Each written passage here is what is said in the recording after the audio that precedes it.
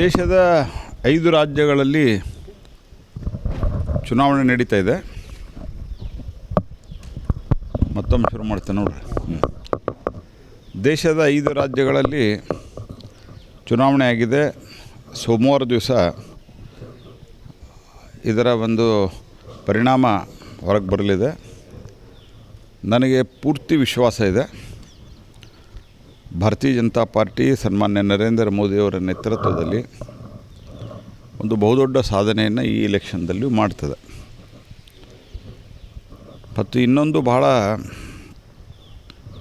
ಒಂದು ರೀತಿಯಲ್ಲಿ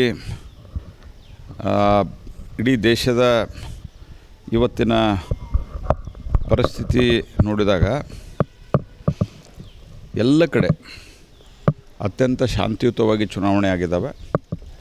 ಈ ಸರ್ತೆ ವೆಸ್ಟ್ ಬೆಂಗಾಲ್ದಲ್ಲಿಯೂ ಭಾಳ ಶಾಂತಿಯುತವಾಗಿ ಚುನಾವಣೆ ಆಗಿದೆ. ಆದರೆ ಸೋಲಿನ ಭಯದಿಂದ ಮಮತಾ ಬ್ಯಾನರ್ಜಿಯವರು ಸ್ಟ್ರಾಂಗ್ ರೂಮ್ಗೆ ನುಗ್ಗೋದು, ಇಮೇಲನ್ನು ನೋಡಲಾರದೆ ಅಲ್ಲಿ ಅಂಚೆ ಮತಪತ್ರಗಳನ್ನು ಸಗ್ರಿಗೇಟ್ ಮಾಡ್ತಾ ಇರುವಂಥದ್ದನ್ನು, ಅಲ್ಲಿ ಸ್ವತಃ ಒಬ್ಬ ಮುಖ್ಯಮಂತ್ರಿ ಹೋಗಿ ನುಗ್ಗೋದು, ಅಧಿಕಾರಿಗಳಿಗೆ ಬಾಯಿಗೆ ಬಂದಂಗೆ ಬೈಯೋದು, ಈ ರೀತಿಯಾದಂಥ ವರ್ತನೆ ಏನಿದೆಲ್ಲ, ಇದರ ಅರ್ಥ ಎರಡು. ಒಂದು, ಪ್ರಜಾಪ್ರಭುತ್ವದಲ್ಲಿ ನಂಬಿಕೆ ಇಲ್ಲ.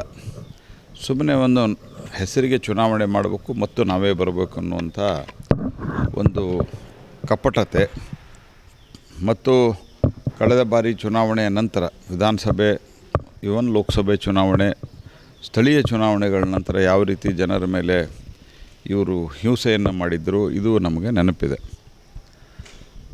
ಆದರೆ ಈ ಬಾರಿ ಆ ರೀತಿ ಯಾವುದೇ ಆಗಲಿಕ್ಕೆ ಸಾಧ್ಯ ಇಲ್ಲ.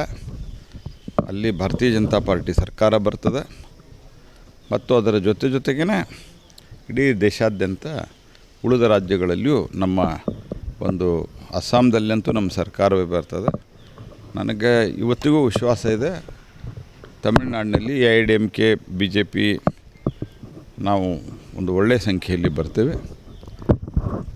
ಕೇರಳದಲ್ಲಿನ ನಮ್ಮ ಪರ್ಫಾರ್ಮೆನ್ಸು ನಂಬರ್ ಜಾಸ್ತಿ ಆಗ್ತದೆ. ಈ ಎಲ್ಲ ವಿಚಾರಗಳನ್ನು ನೋಡಿದಾಗ ಒಂದೇ ಒಂದು ಸಂಗತಿ ನೀವು ಗಮನದಲ್ಲಿಟ್ಕೋಬೇಕಾಗಿದ್ದು, ಕಾಂಗ್ರೆಸ್ ಪಾರ್ಟಿ ಎಲ್ಲೂ ಕಾಣ್ತಾ ಇಲ್ಲ. ಅಸ್ಸಾಂದಲ್ಲಿ 20 ಸೀಟ್ 25 ಸೀಟ್ ಬರ್ಬೋದು ಅಂತ ಒಂದು ಅಂದಾಜಿದೆ. ಅಂದರೆ ಬರುವಂಥ ದಿವಸಗಳಲ್ಲಿ ಅಸ್ಸಾಂದಲ್ಲಿ ಅವರು 0 ಆಗಲಿದ್ದಾರೆ. ಅಂದರೆ ಆಲ್ಟರ್ನೇಟಿವ್ ಪಾರ್ಟಿಯಲ್ಲಿ ಹುಟ್ಟುಕೊಳ್ಳಲಿದೆ. ವೆಸ್ಟ್ ಬೆಂಗಾಲ್ದಲ್ಲಿ 0. ತಮಿಳುನಾಡಿನಲ್ಲಿ ಸುಮಾರು 70ರ ದಶಕವರೆಗೆ ಆಡಳಿತವನ್ನು, 60-65ರವರೆಗೆ ಆಡಳಿತವನ್ನು ಮಾಡಿದಂಥವರು ಇವತ್ತು ಒಂದು ಜೂನಿಯರ್ ಪಾರ್ಟ್ನರ್. ಎಷ್ಟು ಅವರಿಗೆ ದಕ್ಕಿದಂತಹ ಸ್ಥಾನಗಳು? 20-21 ಸ್ಥಾನಗಳು. ಅಂದರೆ ಅವರ ಹಿಂದೆ ಬೆನ್ನು ಹತ್ತಿದ್ದಕ್ಕೆ ಅಲ್ಲೊಂದು ಸ್ವಲ್ಪ ಇದ್ದಾರೆ ಅಷ್ಟೇ. ಅದು ಅವರೇನು ಹೇಳಿದ್ದಾರೆ, ನಿಮ್ಮ ಸರ್ಕಾರದಲ್ಲಿ ತಗೊಳ್ಳಲ್ಲ ಮುಂದೆ ಅಂತ DMK ಅವರು. ಅಂದರೆ ದೇಶದೊಳಗೆ ಕಾಂಗ್ರೆಸ್ಸಿನ ಸ್ಥಿತಿ ಹೆಂಗಿದೆ, ಸನ್ಮಾನ್ಯ ಶ್ರೀ ರಾಹುಲ್ ಗಾಂಧಿಯವರ ನೇತೃತ್ವದಲ್ಲಿ ಅನ್ನೋದನ್ನು ಜನ ಅರ್ಥ ಮಾಡ್ಕೋಬೇಕು. ಹಾಗಾಗಿ ಇಲ್ಲಿನ 2 ಚುನಾವಣೆಯಲ್ಲಿಯೂ ಸಹಿತ ನಾನು ಸಿದ್ದೇಶಣ್ಣ ಅವ್ರ ಜೊತೆಗೆ ಮಾತನಾಡ್ತಾ ಇದ್ದೆ. ಇಲ್ಲಿನ ಚುನಾವಣೆಯಲ್ಲಿಯೂ ಸಹಿತ ಬಾಗಲಕೋಟೆ ಮತ್ತು ಇದರಲ್ಲಿ ನಮಗೆ ಭಾಳ ಒಳ್ಳೆಯ ಒಂದು ಹೋಪ್ ಇದೆ. ಅವ್ರು ಭಾಳ ದುಡ್ಡು, ಕಾಸು, ಸರ್ಕಾರಿ ಮಷಿನರಿಯನ್ನು ಸಾಧ್ಯ ಇರುವಷ್ಟು ಎಲ್ಲ ದುರುಪಯೋಗ ಪಡ್ಕೊಂಡ್ರೂ ಸಹಿತ ನಮಗೆ ಅವಕಾಶ ಇದೆ. ನಾನು ಚಿತ್ರದುರ್ಗದಲ್ಲಿ ನನ್ನೊಂದು ಕಾರ್ಯಕ್ರಮ ಇದೆ. ಈಗ ಒಂದು ಮಲ್ಲಾಡಹಳ್ಳಿ ಆಯುರ್ವೇದ ಕಾಲೇಜಿನ ಕಾನ್ವೊಕೇಷನ್ನು, ಆ ಕಾನ್ವೊಕೇಷನ್ಗೆ ನಾನು ಬಂದಿದ್ದೆ.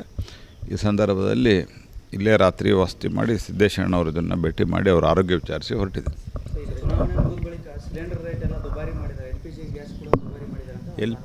LPG ಗ್ಯಾಸು ದುಬಾರಿ ಮಾಡಿಲ್ಲ. ಅವರು ಆರೋಪ ಏನು ಮಾಡಿದ್ದಾರೆ ಅಂತ ನಾನು ನೋಡಿಲ್ಲ. ಆದರೆ ಕಮರ್ಷಿಯಲ್ LPG ಮಾಡಿದ್ದಾರೆ.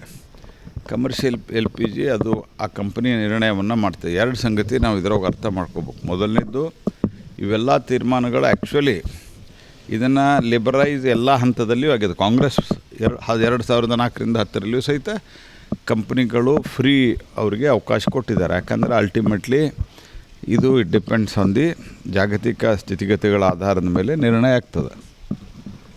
ಆದರೆ ಇವತ್ತಿನ ಪರಿಸ್ಥಿತಿಯೊಳಗೆ ಜಾಗತಿಕ ಮಟ್ಟದಲ್ಲಿ ಏನು ನಮಗೆ ಸಂಪೂರ್ಣವಾಗಿ ವಿದೇಶದಿಂದ ಬರ್ತಾ ಇರಬೇಕಾದಂಥ LPG ಭಾಳ ದೊಡ್ಡ ಸಮಸ್ಯೆ ಇದೆ.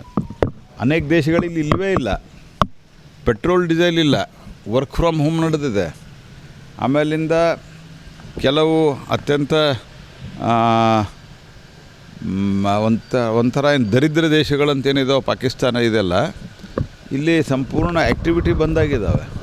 ಆದರೆ ಭಾರತದಲ್ಲಿ ಇವತ್ತಿಗೂ ಸಹಿತ ಒಂದು ಕಡೆಯೂ ಪೆಟ್ರೋಲ್ ಡೀಸೆಲು ಡ್ರೈ ಆಗಿಲ್ಲ, ನ್ಯಾಚುರಲ್ ಗ್ಯಾಸು ಡ್ರೈ ಆಗಿಲ್ಲ. LPG ಯಾಕಂದರೆ ನಮ್ಮದು ಈ ಹಾರ್ಮೋಜ್ ಜಲಸಂಧಿಯಿಂದನೇ ನಮ್ಮದು ಮೇಜರು ನಮ್ಮದು ಬರಬೇಕಾಗಿರೋದ್ರಿಂದ ಇದು ಸಮಸ್ಯೆ ಇದೆ. ಈ ಸಮಸ್ಯೆಗಳ ಮಧ್ಯೆ ನಾವು ಡೊಮೆಸ್ಟಿಕ್ ಉತ್ಪನ್ನವನ್ನು ಜಾಸ್ತಿ ಮಾಡಿ, ನಾವು ದೊಡ್ಡ ಪ್ರಮಾಣದಲ್ಲಿ ಉತ್ಪಾದನೆಯನ್ನು ಜಾಸ್ತಿ ಮಾಡಿ, ನಮ್ಮ ಸಂಪೂರ್ಣ ಪ್ರಯತ್ನ ಇದರಲ್ಲಿ ನಡೀತಾ ಇದೆ. ಆದರೆ ಇದು ಹೊರತುಪಡಿಸಿ ಸಹಿತ 50% ಇವತ್ತಿಗೂ ನಮ್ಮದು ಇಂಪೋರ್ಟ್ ಡಿಪೆಂಡೆನ್ಸಿ ಇರೋದರಿಂದ ಸಹಜವಾಗಿ ಕಮರ್ಷಿಯಲ್ ಬೆಲೆಯನ್ನು ಇವತ್ತು ಕಂಪ್ನಿಗಳು ಏರಿಸಿದ್ದಾವೆ. ಯಾವಾಗ ಮತ್ತೆ ಪುನಃ ಯುದ್ಧದಿಂದ ಸರಿಯಾದ ಸ್ಥಿತಿ ನಿರ್ಮಾಣ ಆಗ್ತದೆ, ಆವಾಗ ಜಾಗತಿಕ ಮಟ್ಟದಲ್ಲಿ ಪ್ರೈಸ್ಗಳು ಕಮ್ಮಿ ಆದಾಗ ಪುನಃ ಕಮ್ಮಿ ಮಾಡ್ತದೆ ಸರ್ಕಾರ. ಇಲ್ಲಿವರೆಗೆ ನಾವು ಭಾಳ ಪ್ರಯತ್ನಪೂರ್ವಕವಾಗಿ ಗ್ಯಾಸು, ಡೊಮೆಸ್ಟಿಕ್ ಗ್ಯಾಸು, ಪೆಟ್ರೋಲು, ಡೀಸೆಲ್ಗಳನ್ನು ಸಾಧ್ಯ ಇರುವಷ್ಟು ಮಟ್ಟಿಗೆ ನಾವು ಅದನ್ನು ಕಂಟ್ರೋಲ್ದಲ್ಲಿ ಇಟ್ಟಿದ್ವಿ.